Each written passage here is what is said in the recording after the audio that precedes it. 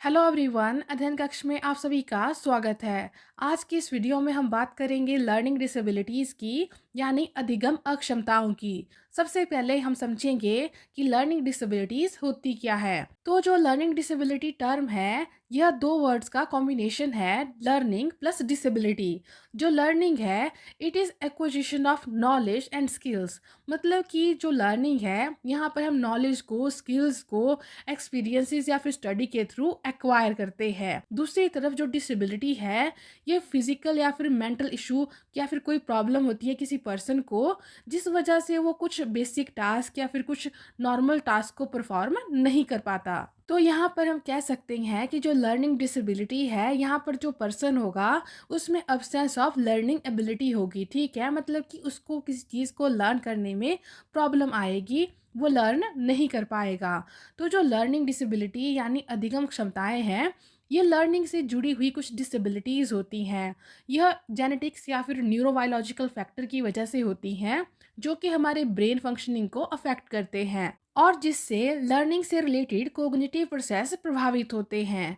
तो इंडिविजुअल को basic task जैसे reading, writing, speaking, maths calculation, coordination and movement, ऐसे बहुत सारी चीज़ें करने में प्रॉब्लम आती है, दिक्कत आती है। People with learning disabilities generally have average to superior intelligence. तो ऐसे पर्सन जिन्हें की कोई लर्निंग डिसेबिलिटी होती है, वो ज़्यादातर क्या है, एवरेज से सुपीरियर इंटेलिजेंस के होते हैं। मतलब कि ये लोग इंटेलिजेंट होते हैं, ब्राइट होते हैं, लेकिन उनका जो पोटेंशियल होता है और जो स्किल उनसे उस एज के दौरान एक्सपेक्ट की जाती है, उसमें एक गैप देखा जाता है।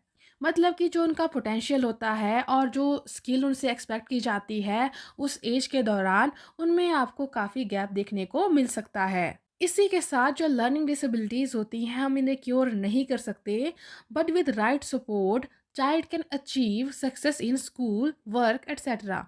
मतलब कि ये जो आपकी लर्निंग डिसेबिलिटीज़ होती हैं, इन्हें हम क्योर नहीं कर सकते, लेकिन राइट सपोर्ट मिले तो जो बच्चा है वो अपने स्कूल, अपने काम में सक्सेस अचीव कर सकता है।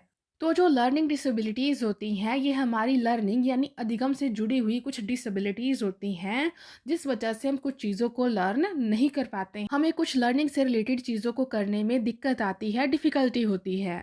लर्निंग डिसेबिलिटीज़ में हम बात करेंगे डिसलेक्सिया की, dysgraphia, dyscalculia, dysphagia, dyspraxia, ADHD and autism की। तो यहाँ पर हमारे पास जितनी भी ये लर्निंग डिसेबिलिटीज़ है, इन सभी के बारे में आपको पता होना चाहिए, क्योंकि एग्ज़ाम पॉइंट ऑफ व्यू से काफ़ी इंपॉर्टेंट टॉपिक है। यहाँ से हर बार एक दो क्वेश्चन तो देखने को मिलते ही हैं। तो आपको पता होना चाहिए कि इंडिविजुअल को कौन सी लर्निंग डिसेबिलिटी में क्या दिक्कत आती है, क्या प्रॉब्लम वो फेस करते हैं, क्या चीज़ करने में उनको डिफ़िकल्टी होती है। सबसे पहले हम बात करेंगे डिसलेक्सिया की। So dyslexia is a reading related disorder and a person with this disability have difficulty with word recognition, spelling and comprehensions। तो जो डिसलेक्सिया है, ये एक रीडिंग रिलेटेड डिसऑर्डर है, मतलब कि पठन संबंधित अक्षमता है। तो यहाँ पर जो इंडिविजुअल होगा उसे रीड करने में डिफ़िकल्टी आती है, मतलब कि यहाँ पर वो पठन संबंधित कठिनाइयाँ फेस करता है। तो ऐसे इंडिविजुअल जिन्हें की डिसलेक्सिया है, तो उन्हें किसी चीज़ को पढ़ने में दिक्कत आती है और कई बार वो किसी वर्ड में जो लेटर होते हैं उन्हें भी मिक्सअप कर देते हैं। जैसे कि वो डॉग को गॉड पढ़ सकते हैं, या फिर वॉज को सॉ पढ़ सकते हैं, या फिर वो ऑन को नो पढ़ सकते हैं। तो आपको याद रखना है कि जिन लोगों को डिसलेक्सिया होता है, उन्हें किसी चीज़ को पढ़ने में दिक्कत आती है, डिफ़िकल्टी आती है। नेक्स्ट है डिस्ग्राफिया। जो डिस्ग्राफिया है, ये एक राइटिंग रिलेटेड डिसऑर्डर है, मतलब कि लेखन संबंधित अक्षमता है।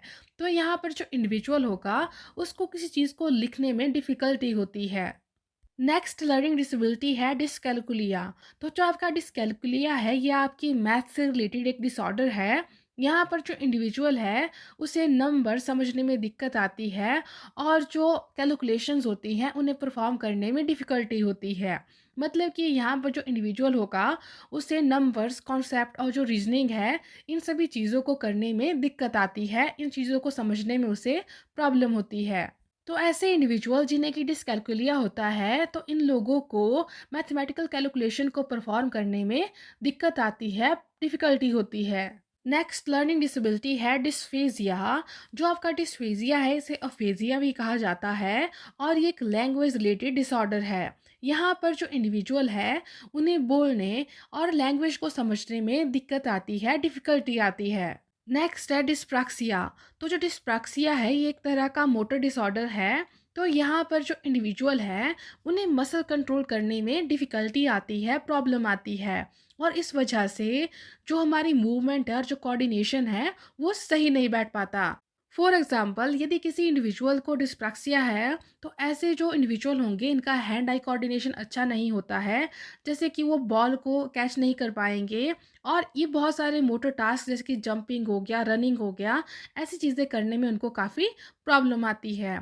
ये लोग चलते चलते गिर सकते हैं और इन्हें पेन को होल्ड करने में भी प्रॉब्लम आ सकती है। इसी के साथ आपको याद रखना है कि जो डिस्प्रैक्सिया है इसे हम डेवलपमेंटल कोऑर्डिनेशन डिसऑर्डर भी कहते हैं। नेक्स्ट है ADHD यानी attention deficit hyper activity disorder. तो जैसे कि नाम से पता चल रहा है अटेंशन डेफिसिट मतलब कि ये जो इंडिविजुअल होते हैं इनमें अटेंशन की कमी होती है।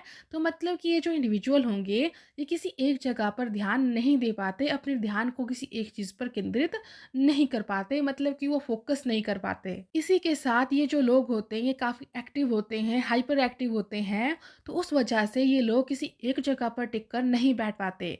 तो ऐसे इंडिविजुअल जिन्हें कि attention deficit hyper activity disorder होता है, ऐसे इंडिविजुअल में अटेंशन की कमी होती है और ये काफ़ी हाइपर एक्टिव होते हैं। इसी के साथ आपको याद रखना है कि जो ADHD है, ऐसे तो ये कोई लर्निंग डिसेबिलिटी नहीं है, इसे लर्निंग डिसेबिलिटी नहीं माना जाता है, लेकिन ये हमारी लर्निंग को अफेक्ट करती है, उसे डिस्टर्ब करती है। नेक्स्ट है ऑटिज़्म। तो ऐसे इंडिविजुअल जिन्हें कि ऑटिज़्म डिसऑर्डर होता है, ये लोग सामाजिक नहीं होते हैं, मतलब कि ज़्यादा सोशल नहीं होते हैं और इन्हें अकेले रहना पसंद होता है। इन्हें इंटरेक्ट और कम्युनिकेट करने में प्रॉब्लम आती है, डिफ़िकल्टी आती है और साथ में जो इंडिविजुअल होते हैं ये रिपीटेटिव बिहेवियर शो करते हैं। अब हम इन सभी को क्विकली रिवाइज कर लेते हैं। तो सबसे पहले हमने बात की डिसलेक्सिया की। तो जो डिसलेक्सिया एक रीडिंग रिलेटेड डिसऑर्डर है, यहाँ पर इंडिविजुअल को पढ़ने में प्रॉब्लम आती है। नेक्स्ट हमने बात की डिस्ग्राफिया की। अब आपको याद रखना है कि ग्राफ हम पेपर पे बनाते हैं और पेपर पे हम क्या करते हैं, लिखते हैं। तो जो डिस्ग्राफिया है एक राइटिंग रिलेटेड डिसऑर्डर है। यहाँ पर इंडिविजुअल को लिखने में दिक्कत आती है, डिफ़िकल्टी आती है। इसके बाद हमने बात की डिस्कैल्कुलिया की। तो डिस्कैल्कुलिया है आपका मैथ से रिलेटेड है। यहाँ पर जो इंडिविजुअल होते हैं उन्हें मैथमेटिकल कैलकुलेशन को परफॉर्म करने में डिफ़िकल्टी आती है।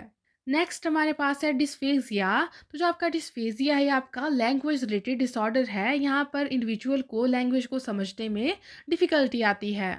इसके बाद हमने बात की डिस्प्रैक्सिया की। तो जो डिस्प्रैक्सिया है यहाँ पर इंडिविजुअल को मसल कोऑर्डिनेशन और मूवमेंट में डिफ़िकल्टी आती है, प्रॉब्लम आती है। इसके बाद हमने बात की ADHD की। तो जो attention deficit hyper activity disorder होता है, यहाँ पे जो इंडिविजुअल होते हैं उनमें अटेंशन की कमी होती है और साथ में वो काफ़ी ज़्यादा हाइपर एक्टिव होते हैं। और लास्ट हमने बात की ऑटिज़म की। तो ये जो इंडिविजुअल होते हैं ये ज़्यादा सोशल नहीं होते हैं और साथ में ये रेपिटेटिव बिहेवियर शो करते हैं। इसी के साथ आज के लिए इतना ही। मिलते हैं नेक्स्ट वीडियो में। Thank you.